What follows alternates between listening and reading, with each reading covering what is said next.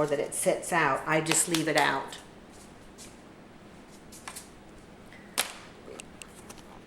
Back this up a little bit, and then you can see my pan. This is my egg yolk and white for the second batch.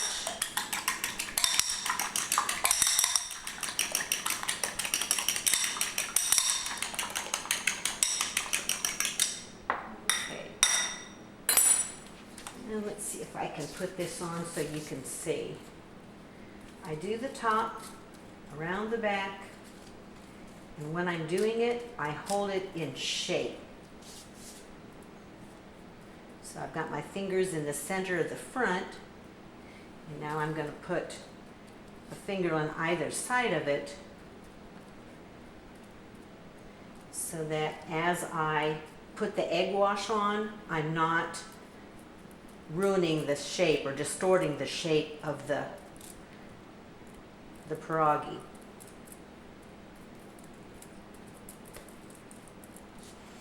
Usually this is easier to do. It looks kind of clumsy. I'm trying to do it to show the camera. I'm not sure how successful I'm being. Let me try doing a close-up here.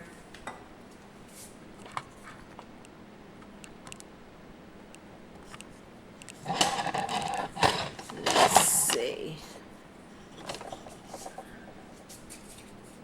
Okay, let's try this. Brush the top, do the back, and then if you can hold a couple fingers behind. If you end up setting the pierogi on top of the egg wash, they can stick pretty bad and make it hard to get it off. And I don't take them off the cookie sheet or off the foil until they've cooled.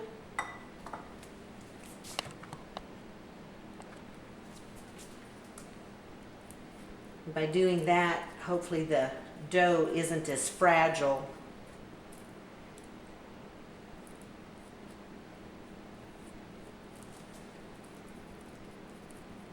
That's the easiest way I've found to do the egg wash. Pretty quick. Once you've got the egg wash on all of your pierogis, you're going to set it aside, put a timer for 10 minutes, get your oven heating.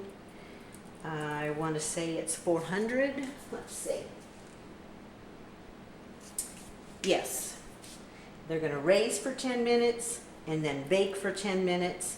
And I do turn my cookie sheet around so that everything bakes nice and even. So I'll set my timer for 5 minutes and then turn, and they should be nice and golden. But you can see I just made 7 pierogis at a time. Cut 7 rings, put filling on 7, shape them, put them on the cookie sheet, and then once your cookie sheet's filled, do your egg wash and set them aside for 10 minutes.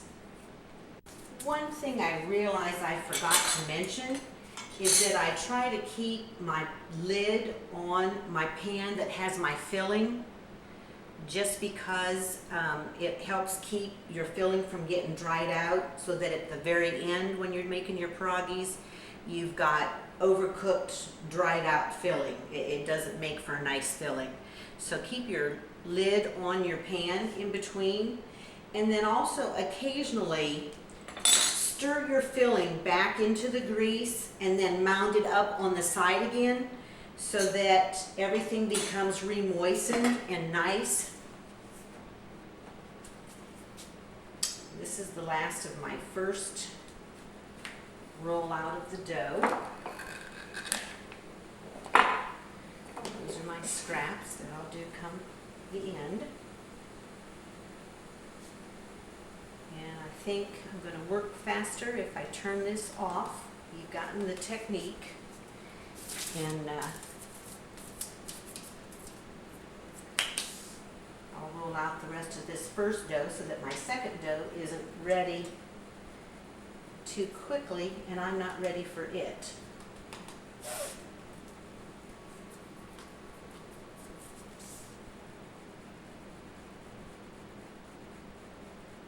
Again, just working with 1/3 of the dough at a time. If you're working by yourself, you're just gonna cut out 7 rings, fill 7, put them on your cookie sheet. And once your cookie sheet's filled, do the egg wash. 10 minutes timed to raise, 10 minutes to bake, and you're good to go.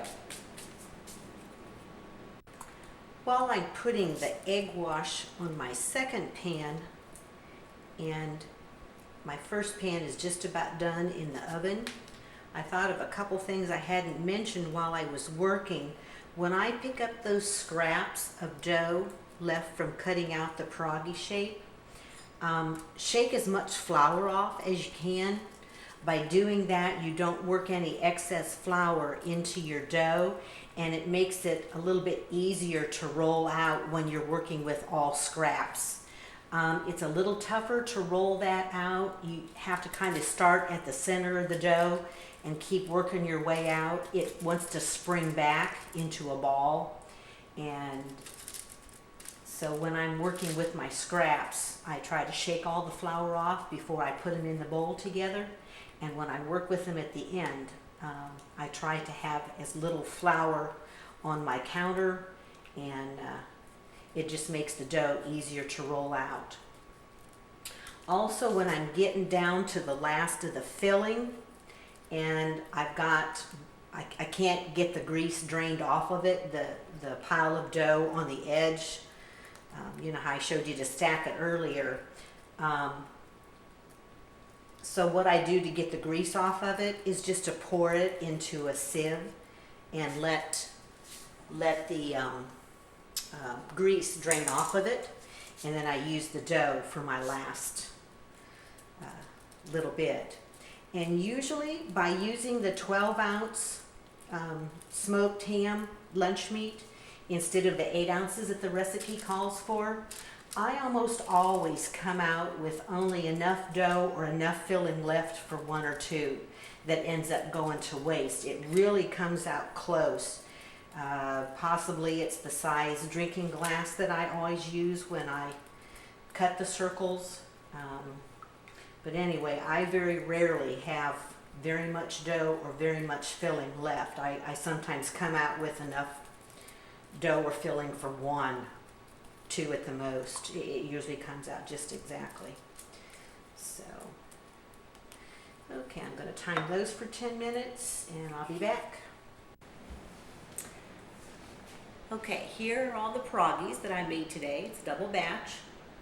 Each batch made about 84 pierogis. Wanted to tell you a little bit about how pierogis came to be. Dan worked at Marathon Oil, and one of the guys who worked for him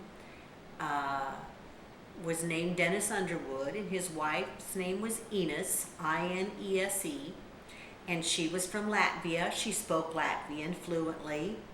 And another man was a new employee in that area. His name was Jim Doyle. His wife's name was Yeva, I-E-V-A, and the 2 men got talking, and because of their wives' names, they asked what nationality they were, discovered both wives were fluent in Latvian, and the families got together so that the women could practice speaking Latvian. And Jim Doyle and his wife Yeva decided to go to Latvia for vacation. Yeva had a half-sister who still lived in the country, which was controlled by the communists at the time. And they spent maybe 2 weeks there. And when they came back, they had 3 carousels of slides, and they invited all of their friends over, and one of them started the first carousel of slides from their trip in the kitchen. They had borrowed lawn chairs and picnic table benches and things like that, and set up, you know, Cinema 1 and Cinema 2, one in the kitchen and one in the living room. And Jim spoke with us about what they did, and once he finished with the carousel number 1 of slides, he gave those to Yeva, and she started with the rest of the group in the living room.